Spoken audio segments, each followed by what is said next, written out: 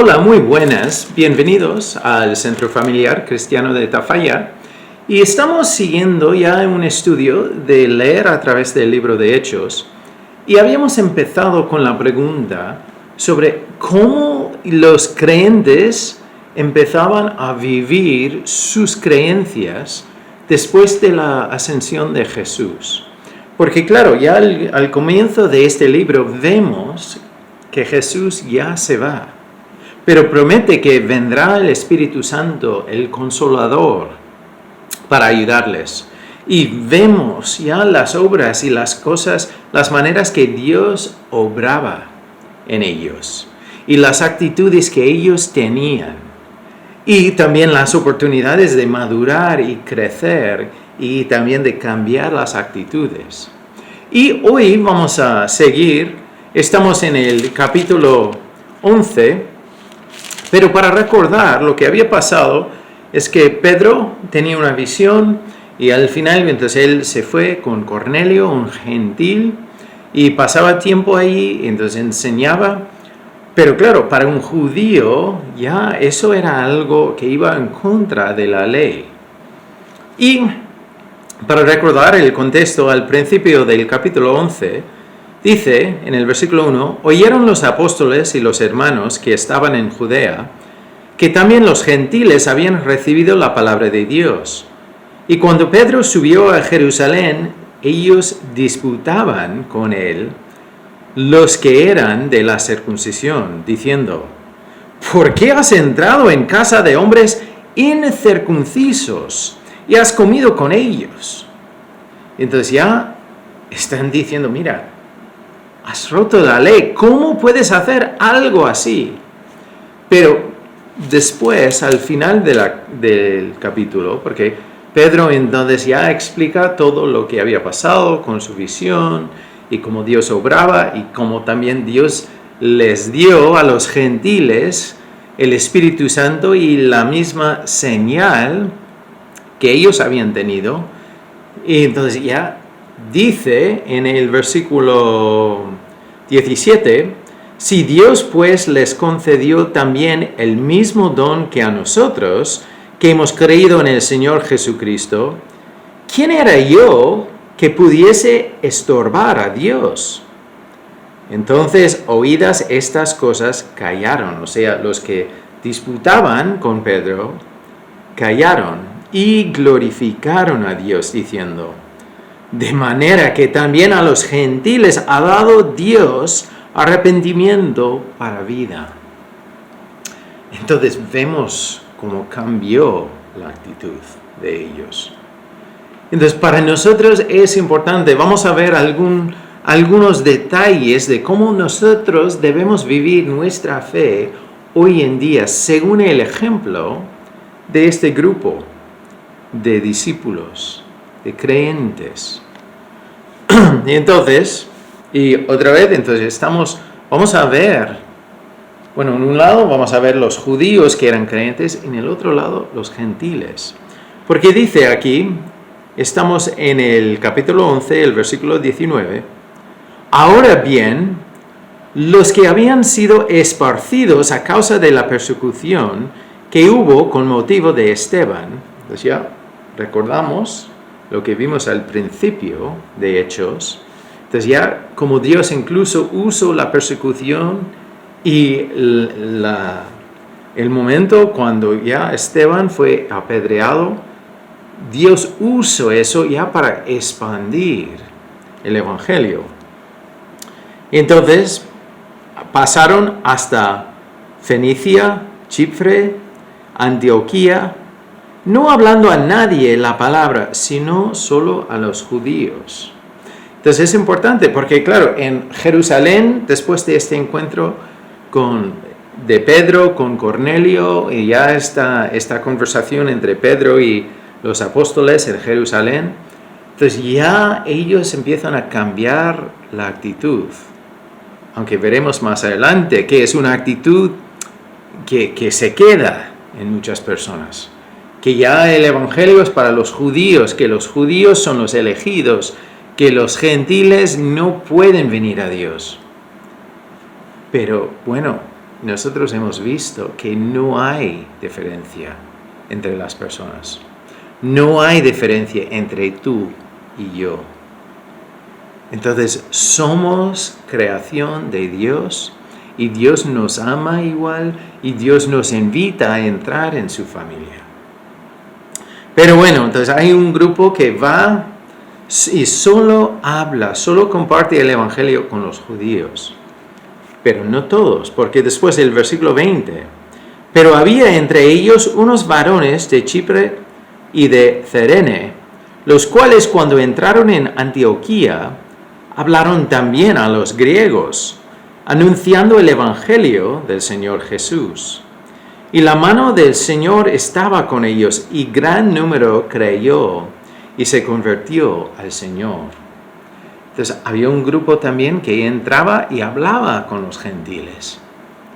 Porque eso realmente era el deseo de Dios. Que ya en este momento que el evangelio se vaya a todo el mundo, no solo a los judíos. Entonces este grupo empieza a hablar ya con los gentiles y muchos reciben el evangelio. Muchos creen en Jesucristo. Muchos entienden que necesitan a un Salvador y que Jesús murió en la cruz por ellos para pagar por sus pecados. Y entonces la mano de Dios estaba con ellos y por eso hay tanto fruto. Después, entonces eso pasó, el versículo 22, llegó la noticia de estas cosas a oídos de la iglesia que estaba en Jerusalén, y enviaron a Bernabé que fuese hasta Antioquía. Entonces ya, después de este encuentro con Pedro, ya algunos oyen lo que ha pasado ahora en Antioquía. Dicen, pero ¿qué pasa? ¿Qué está pasando ahí? Tenemos que ver, tenemos que ya tener algún informe. Entonces envían a Bernabé. Y entonces ya dice en el 23, cuando llegó y vio la gracia de Dios, se regocijó y exhortó a todos a que con propósito de corazón permaneciesen fieles al Señor.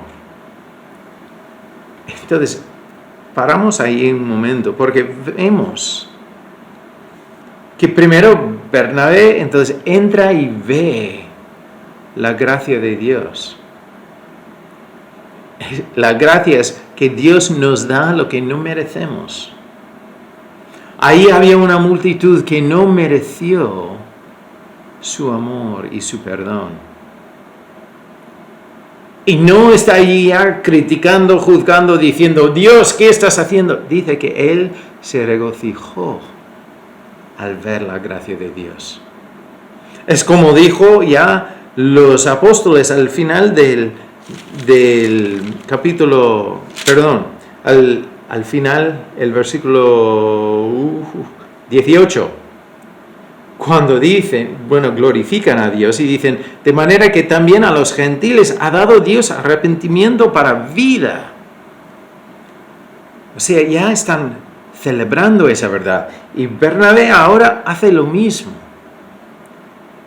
Dice, qué maravilla, nuestro Dios es buenísimo.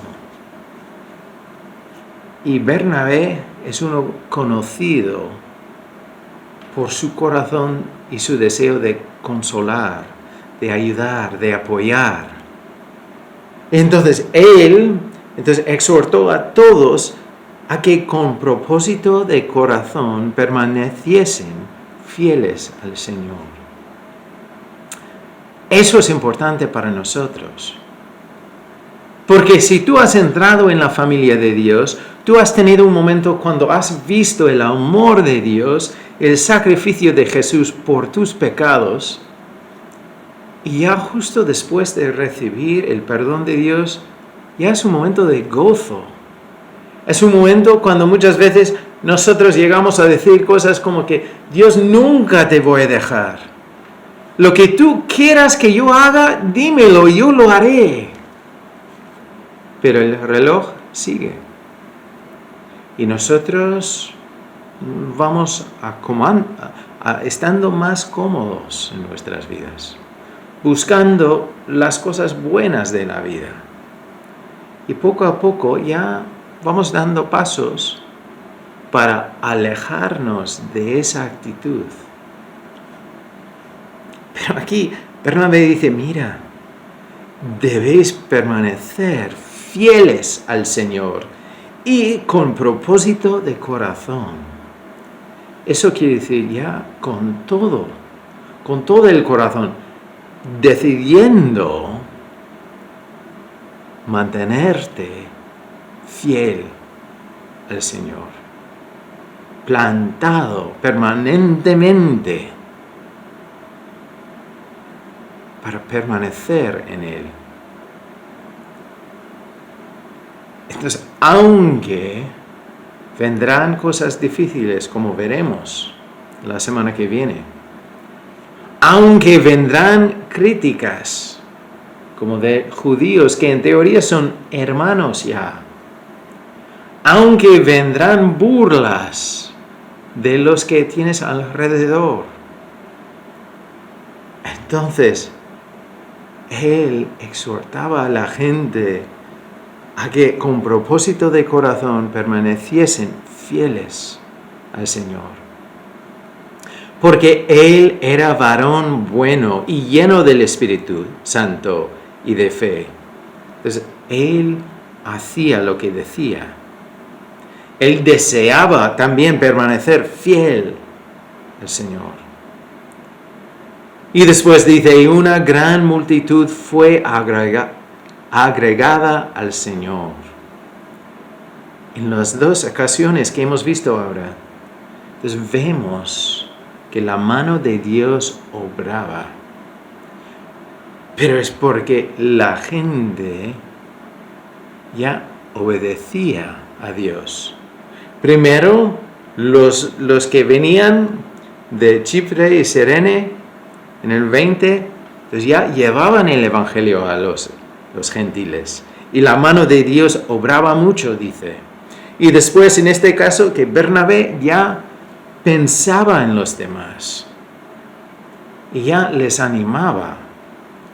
Y entonces la mano de Dios obraba. Y muchos venían al Señor. Después fue Bernabé a Tarso para buscar a Saulo.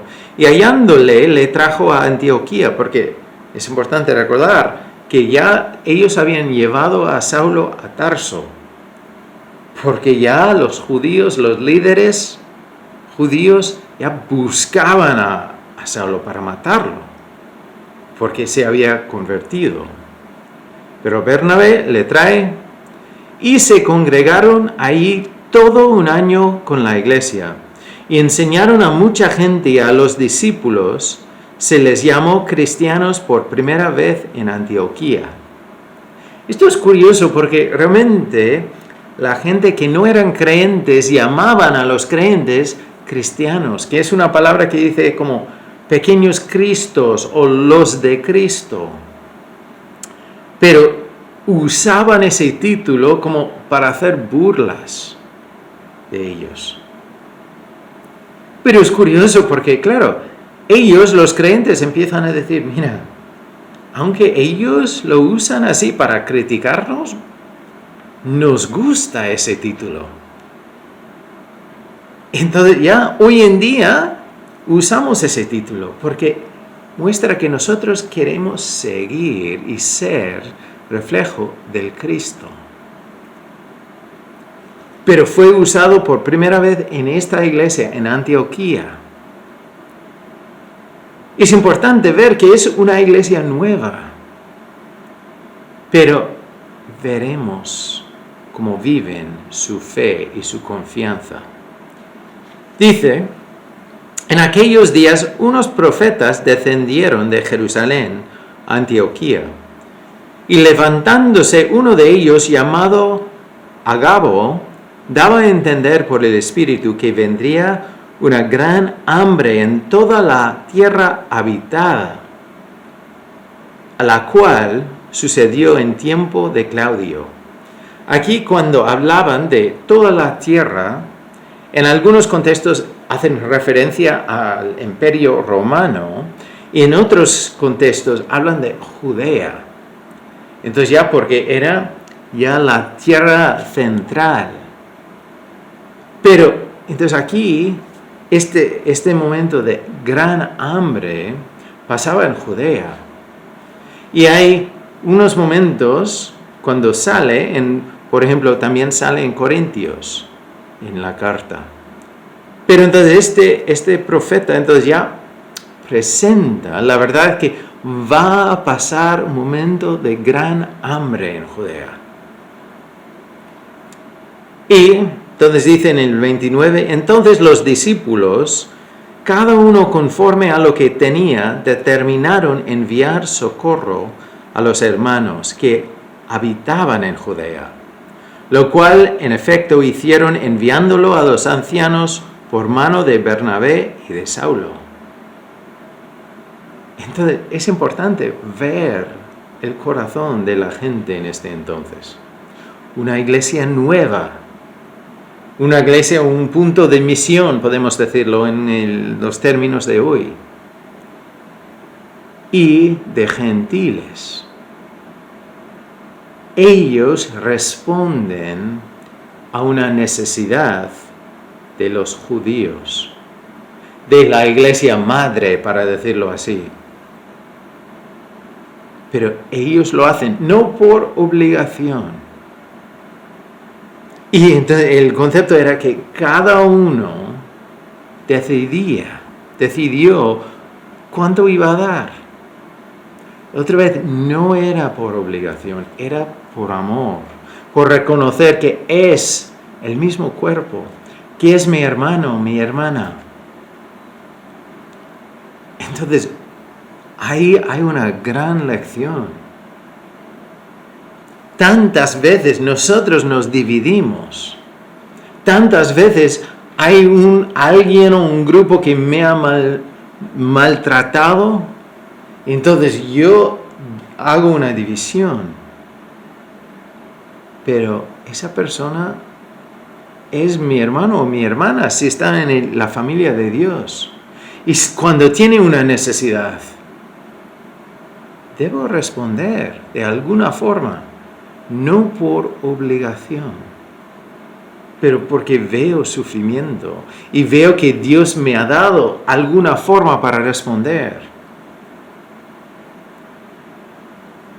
Y es curioso porque a veces hablamos del diezmo para la iglesia. Y es importante escuchar a todo lo que voy a decir, porque no quiero que saques algo de su contexto, de lo que digo. Pero realmente en el Nuevo Testamento no habla de la obligación de diezmar. Pero eso no quiere decir que no debemos dar, que no debemos ofrendar. Porque debemos dar a Dios y a sus ministerios y a las necesidades de los hermanos. Y responder con lo que Dios nos da. Pero vemos aquí su actitud.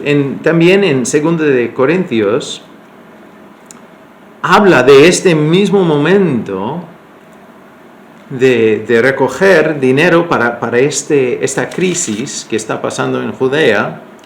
2 de Corintios 9.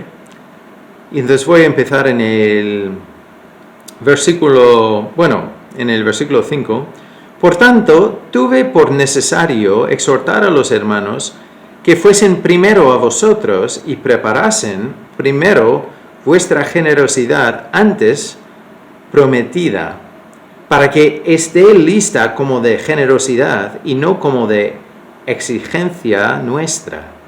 Pero esto digo, el que siembra escasamente también segará escasamente. Y el que siembra generosamente, generosamente también segará. Cada uno dé como propuso en su corazón, no con tristeza ni por necesidad, porque Dios ama al dador alegre. Y poderoso es Dios para hacer que abunde en vosotros toda gracia, a fin de que teniendo siempre en todas las cosas todo lo suficiente, abundéis para toda buena obra. Entonces vemos lo que nos dice sobre cómo debemos dar, no de obligación, y diría que tampoco diciendo que yo, entonces he ganado tanto, entonces voy a dar ya 10%. No hay nada malo en dar 10%. Es lo que hacían en el Antiguo Testamento, junto con otras ofrendas. Entonces realmente daban más. Pero entonces no es hacer algo ya programado por obligación, pero es ser un dador alegre, reconociendo que Dios me ha dado esto, veo una necesidad, respondo. Y después en Mateo también nos da otro detalle, que es Mateo 6, que te animo a leerlo, pero es el concepto básico es que una mano no sabe lo que hace la otra. O sea que en mi vecino, que mi hermano en la iglesia no sepa cuánto doy. Eso no es cosa suya. Eso no es algo para pensar mejor o peor de mí. Yo doy lo que doy porque quiero darlo a Dios. No por obligación. No por aparentar o para que la gente me vea. Pero es reconocer que viene de Dios. Y después, entonces, en este texto es importante no quedar con la imagen que si yo doy, Dios me dará más. Porque después, al final de este texto, ya habla de lo que Dios ha dado. Que ya nos ha dado mucho más que temas económicos. Porque dice en el versículo 15, gracias a Dios por su don inefable. Dios nos ha dado a Jesús. Dios nos ofrece su perdón. Dios nos ha dado su Espíritu Santo para habitar en nosotros. Nosotros no podemos dar más que Dios. Y Dios nos cuida siempre. Entonces, hoy, con esta historia de Hechos, me gustaría animarnos a hacer 3 cosas. Primero, obedecer a Dios. Otra vez, con lo que me pide, no es para ser visto, no es por obligación, es por privilegio, que Dios me quiere usar. Entonces no decir, vale Dios, te sirvo mientras que me des estos derechos, o mientras que tengo reconocimiento, o mientras que todo el mundo me trate bien. No es así. Los que iban a los gentiles para llevar el evangelio, me imagino que los judíos que estaban ahí, los que iban para llevar el evangelio a los judíos, les miraban mal, diciendo, pero tú, ¿qué haces aquí? Y después siempre vemos en el Nuevo Testamento críticas, porque mira, los gentiles han entrado. Pero es importante obedecer a Dios, y su mano obrará en la situación, en el contexto, en el ministerio. Dios hará la obra. No usando tus fuerzas, pero dándote a ti sus fuerzas para cumplir con lo que pide. Y al final, tú y los demás darán gloria a Dios por lo que ha hecho, porque se verá que es obra de Dios. Después, como Bernabé había dicho, entonces, ya con propósito de corazón, decidir atarnos al deseo de permanecer fiel al Señor.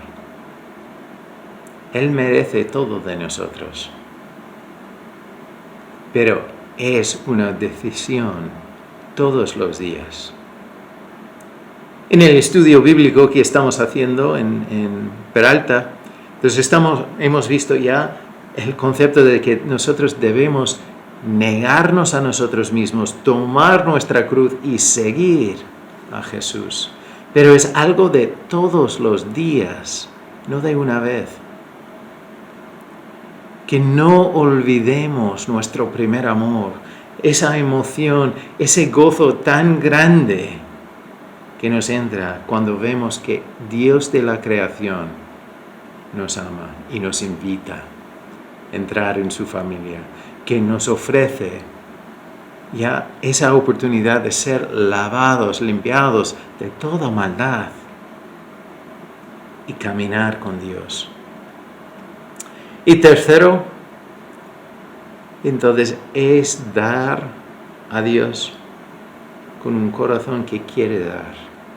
Otra vez, no para parecer, no pensando en lo que vamos a recibir a cambio, no para dar, para competir con otro hermano o otra hermana, no de obligación para cumplir, pero dar porque mi Dios provea por mi necesidad. Dar porque Dios me ha dado algo que puedo responder. Y a veces, tantas veces pensamos en dar como económico, pero también puede ser de tu tiempo, de tus experiencias, de tu conocimiento. Puede ser igual tienes un huerto y ha salido un montón de pimientos. Puede ser traer pimientos para compartir con el cuerpo. O igual conoces a alguien que no tiene para comer. Puede ser responder con comida. O alguien que está enfermo o se siente solo o sola. Puede ser visitar a esa persona. Pero es dar porque puedes. Es dar porque Dios te ha dado primero. Es dar para mostrar el amor de Dios a través de ti. Pero tener esa actitud.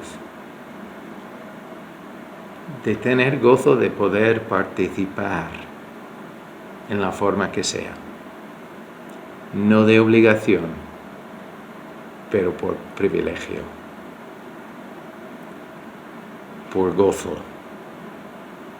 Y por amor a nuestro Señor, quien dio todo por nosotros.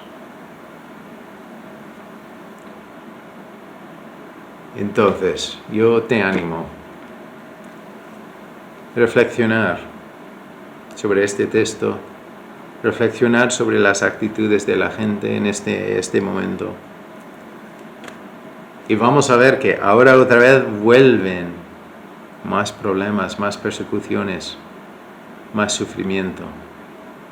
Pero nuestro Dios es fiel y Él obra en maneras que ni podemos imaginar, que ni podemos planear, pero sí sabemos que nuestro Dios es fiel, es el Todopoderoso, obra y es bueno. Siempre bueno y en todo bueno. No lo olvides. Que para Él, para Dios, tú vales mucho. A pesar de lo que los demás digan, tú vales mucho.